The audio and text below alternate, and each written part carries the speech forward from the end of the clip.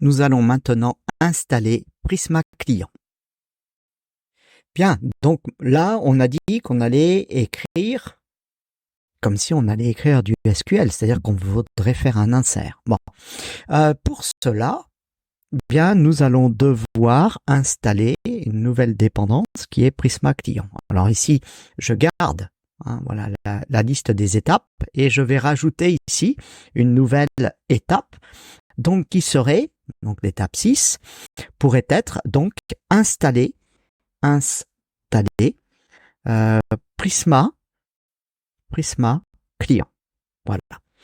Alors pour pouvoir installer Prisma Client, on va utiliser le code npm install @prisma/client. Et maintenant, ce qu'on va faire, c'est qu'on va récupérer le code. Alors, je vais faire CTRL-S pour garder ça. Je vais copier le code. On va revenir dans notre IDE. Alors, est-ce que je peux y accéder? Là, non, je peux plus. C'est pas grave. Je vais fermer le terminal et je vais le réouvrir. New terminal. Voilà. Et ici, on va faire un CTRL-V pour installer donc Prisma Client. On va le laisser faire. Voilà. Ça va prendre, je sais pas si ça va prendre du temps. Normalement, ça prend pas tellement de temps. En fait, cette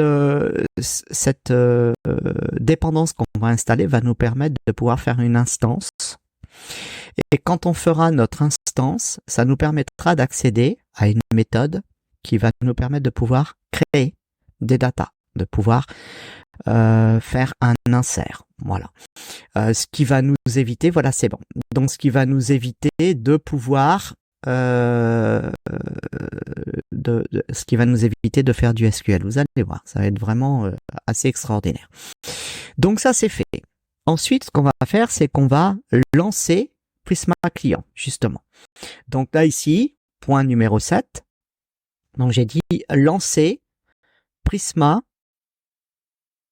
Client. Alors, pour le lancer, on va faire un npx Prisma generate. CTRL-S. Donc, on va copier ce petit bout de code. On revient ici dans notre terminal et hop, on valide. Alors, je vais le mettre en grand parce que là, du coup, ce qui va m'intéresser, c'est... Alors, là, ici, c'est fait. Est-ce que c'est bon? La version... Ah, parce que j'ai juste un... Ouais, bon, ça va. Donc ici, regardez. Quand je reviens là, voilà. Là, ici, il nous donne les codes qu'on va utiliser tout à l'heure. Donc, on va importer Prisma Client depuis donc la dépendance Prisma Client qu'on a fait. Ce qui va nous permettre, voilà, c'est ça qui m'intéresse. Vous voyez, de faire une nouvelle instance d'un objet qui s'appelle Prisma Client. Et de là, donc là ici, ils l'ont rangé dans une variable Prisma. Et de là, eh bien nous pourrons accéder à une méthode qui va nous permettre de pouvoir insérer des datas dans nos différentes tables.